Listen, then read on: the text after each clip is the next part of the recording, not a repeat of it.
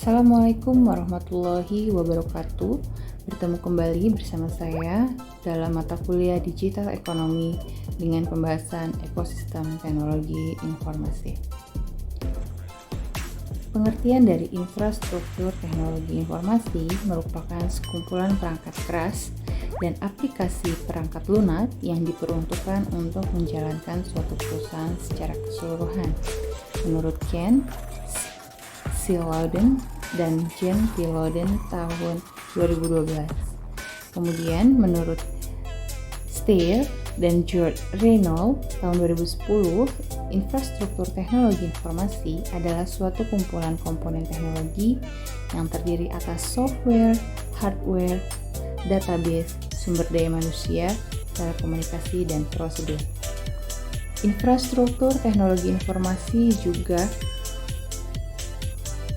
didefinisikan sebagai sumber daya teknologi bersama yang menyediakan platform untuk aplikasi sistem informasi perusahaan yang terperinci. Infrastruktur TI meliputi investasi dalam perangkat keras atau hardware, perangkat lunak atau software, dan layanan atau service. Layanan ini misalnya konsultasi, pendidikan, dan pelatihan yang terbagi di seluruh perusahaan atau tersebar di seluruh unit bisnis dalam perusahaan. Hal ini dapat dilihat dalam gambar berikut. Layanan atau dari suatu perusahaan harus mampu memberikan layanan kepada pelanggan, persediaan, dan karyawannya. Itu dikarenakan adanya sebuah fungsi langsung dari infrastruktur teknologi informasi. Umumnya, infrastruktur ini harus didukung perusahaan. Strategi sistem informasi teknologi informasi yang baru mempunyai kekuatan yang dapat mempengaruhi bisnis dan strategi teknologi informasi maupun layanan yang diberikan kepada pelanggan. Layanan pada infrastruktur teknologi informasi, terdapat beberapa layanan adalah menghitung platform yang digunakan untuk menyediakan layanan komputasi yang menghubungkan antara karyawan, pelanggan, dan pemasok ke dalam lingkungan digital yang terkoordinasi. Kemudian jasa telekomunikasi yang menyediakan konektivitas data, suara, dan video kepada karyawan, pelanggan, dan pemasok. Layanan manajemen data yang menyimpan dan mengelola data corporate serta memberikan kapabilitas untuk menganalisis data. Kemudian layanan manajemen fasilitas fisik yang mengembangkan dan mengelola instalasi fisik yang diperlukan oleh komputasi, telekomunikasi, dan layanan manajemen data, serta layanan manajemen IT yang merencanakan dan mengembangkan infrastruktur, mengkoordinasikan berbagai layanan dan unit bisnis, manajemen akuntansi, dan menyediakan manajemen layanan proyek. Kemudian evolusi infrastruktur teknologi informasi dalam organisasi saat ini merupakan hasil dari evolusi yang lebih dari 50 tahun dalam platform komputasi. Ada 5 tahap dalam evolusi, masing-masing mewakili konfigurasi daya komputasi yang berbeda dan elemen infrastruktur. Kelima, era itu adalah mainframe dan mini computer computing, personal computer, client atau server network, enterprise computing, dan cloud and mobile computing. Pada tahun 1959 sampai dengan sekarang adalah era mainframe umum dan komputer mini.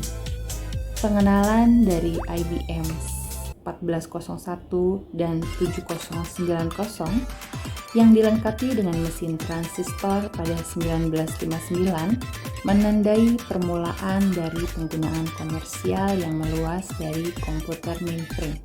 Jadi, pertama kali penggunaan komputer digunakan secara komersial dan meluas pada tahun 1959. Era ini merupakan suatu periode komputasi yang sangat terpusat di bawah kendali dari pemrograman profesional dan operator sistem.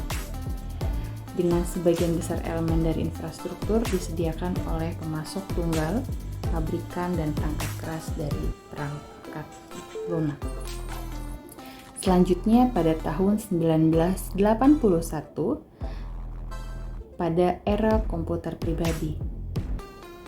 Meskipun komputer pribadi yang sesungguhnya sudah muncul sebelumnya pada tahun 1970-an, mesin-mesin tersebut hanya didistribusikan secara terbatas di antara para penggemar komputer. Keberadaan dari PC IBM pada tahun 1981 ini mulai dianggap sebagai permulaan dari era PC karena mesin ini adalah mesin pertama yang digunakan perusahaan di Amerika Serikat. Kemudian pada tahun 1983 era server hingga sekarang pada komputasi ini desktop maupun laptop yang disebut klien terhubung dengan sebuah komputer server primat yang menyediakan berbagai layanan dan kemampuan berbagai komputer klien yang memungkinkan organisasi bisnis untuk mendistribusikan pekerjaannya melalui rangkaian mesin yang lebih kecil dan hemat biaya ketimbang menggunakan sistem mainframe yang terpusat. Jadi mainframe yang terpusat itu yang pada tahun 1959 itu komputer yang sangat besar ya. Kemudian komputer pribadi ya pada tahun 1981 yang masih PC. Kemudian mulai tahun 1983 baru adanya laptop dimulai. Kemudian pada tahun 1992 banyak perusahaan beralih ke perangkat standar aplikasi dan jaringan yang memungkinkan mereka untuk mengintegrasikan jaringan dan aplikasi yang terpisah di dalam perusahaannya ke dalam infrastruktur yang terdapat dalam perusahaannya.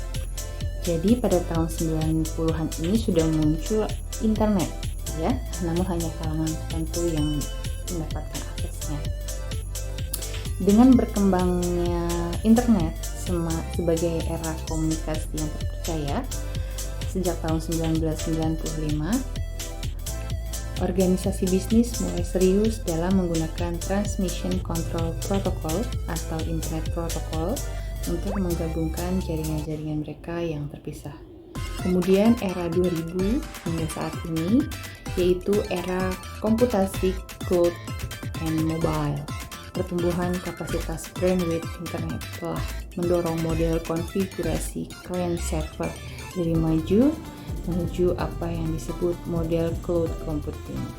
Cloud computing mengacu komputasi yang menyediakan akses ke dalam sumber daya komputasi yang terintegrasi dan boleh dibagikan.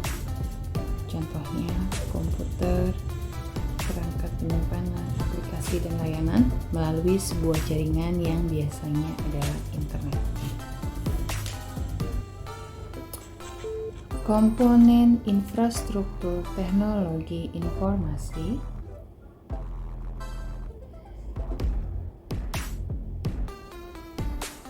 terdapat 7. Yang pertama adalah platform hardware komputer, merupakan perusahaan Amerika Serikat yang telah menghabiskan sekitar 109 miliar dolar pada tahun 2010 untuk perangkat keras komputer. Ini komponennya meliputi PC desktop, perangkat komputasi mobile seperti notebook dan layanan, dan laptop, tapi tidak termasuk iPhone atau BlackBerry dan mesin server. Kemudian perencanaan sistem operasi. Pada tahun 2010, Microsoft Windows terdiri dari sekitar 75% operasi server pasar sistem, dengan 25% server menggunakan beberapa bentuk sistem operasi yang berbentuk Unix atau Linux yang termurah dan open source yang relatif kuat dari Unix. Microsoft Windows Server mampu menyediakan seluruh sistem operasi perusahaan dan layanan jaringan dan menarik bagi operasi yang mencari infrastruktur TI berbasis Windows. Kemudian aplikasi perangkat lunak enterprise.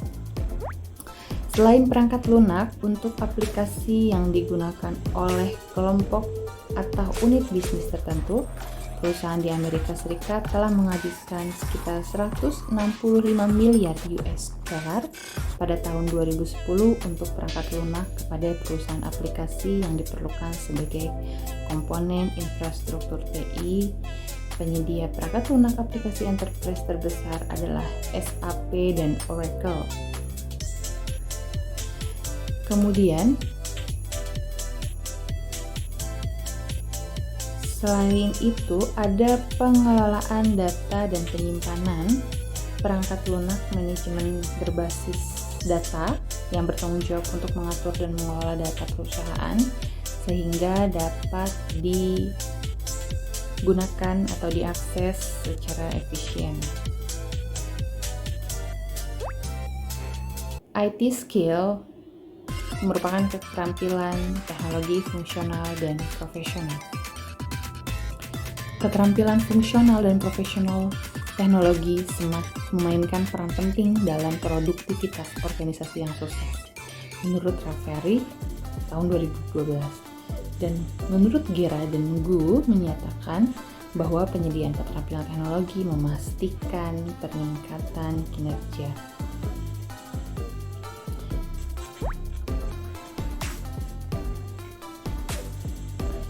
Kemudian ada yang namanya keterampilan teknologi fungsional atau program orientasi keterampilan TI.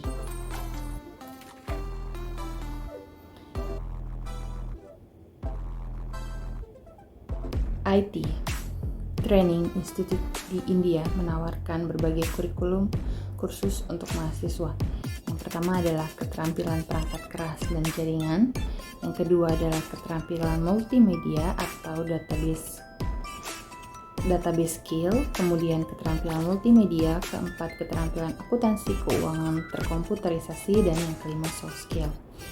Keterampilan perangkat keras dan jaringan merupakan lembaga terkemuka seperti yang dibahas di atas yang memfokuskan kursus mereka terutama menjaga siswa dan profesional komputer diperbaharui dengan teknologi terbaru dengan spesifikasi yang diakui. Keterampilan multimedia ini industri animasi yang telah memperluas cakrawala di luar ranah film kartun dan dengan berani membuat kehadirannya terasa di bidang yang beragam seperti gaming, simulasi arsitektur, periklanan, desain web, penerbitan desktop, dan sebagainya.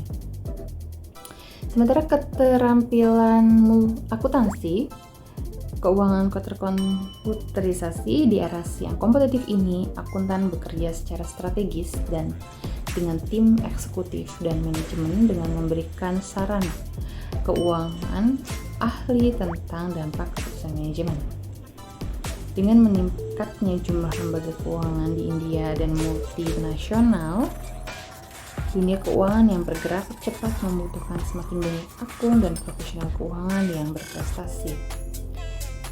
Dengan potensi besar pekerja di industri TI ini, lembaga terkenal seperti Arena Multimedia, Institute of Computer Accountant, Brainware mempekerjakan eksekutif penempatan untuk pelatihan yang tepat dari siswa. Pengembangan keterampilan atau soft skill dan memenuhi persyaratan di dunia usaha ini telah memulai 2 sekolah finishing di Bengal untuk merawat kepribadian dan bahasa Inggris lisan dari siswa melek komputer serta memelihara mereka sesuai persyaratan industri. Bentuk pemanfaatan teknologi informasi di bidang industri adalah alat TI dalam bisnis retail, kemudian TI dalam bisnis hiburan dan animasi, TI dalam customer relationship management, dan aplikasi e-governance.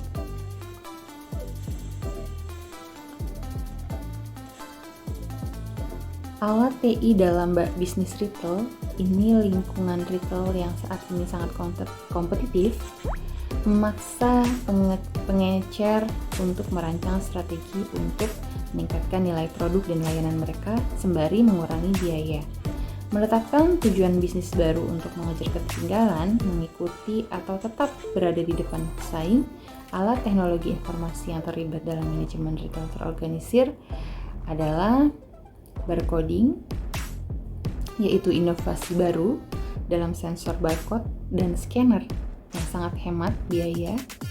Kemudian radio frequency identification device adalah teknologi pengumpulan data yang menggunakan tag elektronik untuk menyimpan informasi identifikasi dan perangkat nirkabel yang dikenal sebagai pembaca untuk menangkap dan transit data. Kemudian e-tailing, hal ini dapat digambarkan sebagai transaksi yang dilakukan melalui jaringan elektronik, di mana pembeli dan penjual tidak berada di lokasi fisik yang sama, misalkan transaksi seperti e-commerce. Point of sale atau POS adalah lokasi fisik di mana barang dijual kepada pelanggan. Terminal perangkat lunak POS adalah pengganti komputer untuk mesin kasir yang memiliki fungsi seperti melacak pesanan pelanggan, memproses kartu kredit, dan mengelola inventaris. Kategori manajemen adalah model di mana pengecer memilih jumlah varian yang ditawarkan di setiap kategori, dan konsumen yang membeli berbagai produk dan layanan membuat pilihan antara toko dan alternatif luar eksogen berdasarkan utilitas yang berasal dari keranjang belanja mereka. Selanjutnya adalah EDI, adalah Electronic Data Interchange, yang merupakan proses mengirim dan menerima pesanan elektronik dalam format standar antara mitra bisnis. Hal ini memungkinkan pengecer untuk melakukan transaksi bisnis sehari-hari dengan mitra melalui pertukaran komputer ke komputer, otomatis dokumen bisnis. Selanjutnya adalah populasi digital. Pengguna internet dan populasi digital. Pengguna internet adalah mereka yang menggunakan internet dari kondisi apapun. Jika populasi digital merupakan kumpulan dari pengguna internet yang bentuknya dapat berupa kumpulan dari individu maupun dari individu tersebut membuat suatu komunitas atau kelompok. Digitalisasi dan internet telah mengubah bisnis dan masyarakat dalam 15 tahun terakhir. Populasi yang terhubung ke internet di dunia telah tumbuh dari nol pada dasarnya yang mulai pada tahun 1992 menjadi 2 miliar hari ini. Internet dan digitalisasi telah mengubah banyak industri, termasuk retail, media, hiburan, dan jutaan orang menghabiskan berjam-jam setiap hari mengakses dan membuat informasi secara online. Teknologi digital yang baru yang diaktifkan telah memfasilitasi penerapan yang lebih luas dan banyak strategi bisnis yang sebelumnya lebih menarik perhatian para ahli teori ekonomi daripada praktisi bisnis. Tapi saat ini, para praktisi bisnis pun tertarik dengan adanya era digital. Fenomena pertumbuhan populasi digital ini hampir 0,5 miliar atau hampir 500 juta pengguna media sosial baru atau 1,3 miliar per tahun dihabiskan untuk menggunakan internet. Triliunan dolar dihabiskan untuk e-commerce. Fenomena ini dapat dilihat melalui pertumbuhan populasi digital dari sosial media. Merujuk pada laporan statistik, populasi dunia mencapai 7,83 miliar pada awal tahun 2001. PBB melaporkan bahwa angka ini saat ini tumbuh sebesar 1% per tahun, yang berarti bahwa total global telah meningkat lebih dari 30 juta orang sejak awal 2020. Mobile sebanyak 5,22 miliar orang menggunakan ponsel hari ini, setara dengan 66,6% dari total populasi dunia, dan penggunaan ponsel unik telah tumbuh sebesar 1,8% sejak tahun 2020, sementara jumlah total koneksi seluler telah meningkat sebesar 72 juta atau 0,9% untuk mencapai total 8,2 miliar pada tahun 2001 awal. Pengguna internet sebanyak 4,66 miliar orang di seluruh dunia menggunakan internet pada tahun 2001 awal, yang naik sekitar 7,3% sejak tahun lalu. Presentasi internet global sekarang mencapai 59,5%. Selanjutnya, yang aktif di media sosial. Saat ini ada 4,20 miliar pengguna media sosial di seluruh dunia. Angka ini telah tumbuh sebesar 490 juta selama 12 bulan terakhir, memberikan pertumbuhan tahun ke tahun dari 13%. Jumlah pengguna media sosial saat ini setara lebih dari 53% dari total populasi dunia.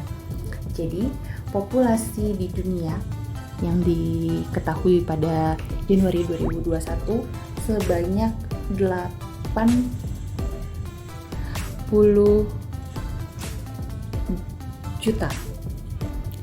80 juta itu bertambah jadi sebesar 7,8 miliar orang yang ada di dunia ini.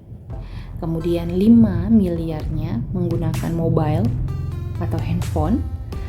Kemudian 4,6 miliarnya menggunakan internet dan 4,2 miliarnya menggunakan sosial media.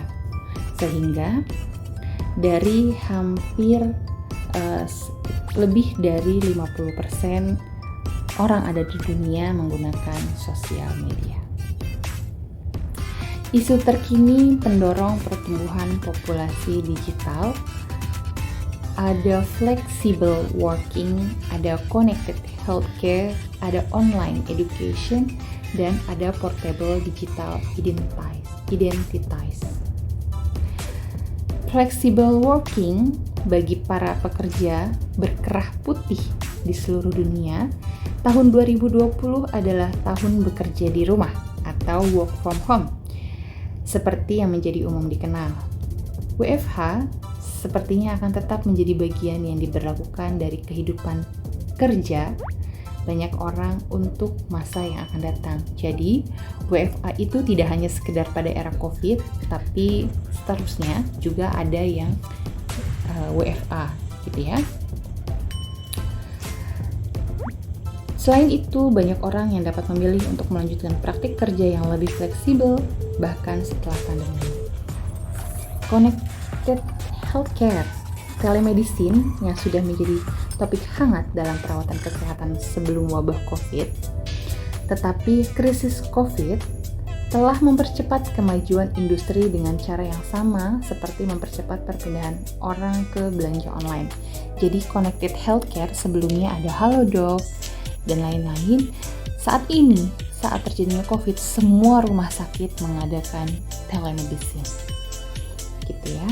Jadi COVID ini tidak hanya bentuk pandemi yang berdampak buruk, tapi juga berdampak pada kemajuan teknologi, gitu ya. Mau tidak mau manusia dipaksa untuk mobile atau lebih fleksibel dengan menggunakan internet. Kemudian digital finance, seperti kita ketahui, digital finance merupakan hal yang sudah ada sebelum COVID melanda, namun saat COVID melanda, digital finance lebih populer seperti mobile banking, transaksi, transfer, dan lain sebagainya. Kemudian online education. Online education pun sudah ada sebelum COVID. Kalau kalian kenal di Indonesia ada universitas terbuka atau kuliah di universitas terbuka itu sistem online, atau kuliah di Widyatama juga ada yang online. kelas malamnya e-learning ya, itu online. Tapi semenjak adanya COVID, hampir semua education diberlakukan secara online. Kemudian portable digital identities. Dengan privacy digital sekali lagi menjadi berita utama pada awal 2021 yang berkat kehebohan lain seputar syarat dan ketentuan platform. 2021 mungkin menjadi tahun ketiga identitas digital portable mulai mendapatkan daya tarik yang lebih utama. Orang-orang di mana semakin sadar dan khawatir tentang berapa banyak data mereka yang mereka bagikan, apakah sadar atau tidak. Akibatnya platform dan penerbit mungkin mulai menerima solusi masuk terdesentralisasi seperti yang ditawarkan oleh Inrupt. Perusahaan internet besar kemungkinan akan menolak solusi pihak ketiga ini karena konsekuensi keuangan yang tidak terelakkan. Tetapi jika cukup banyak pengguna yang memilih privasi daripada konten yang didukung dengan iklan, maka hal ini tidak dapat dipungkiri. Baik, sekian mengenai ekosistem atau evolusi ekosistem digital ekonomi kali ini. Terima kasih.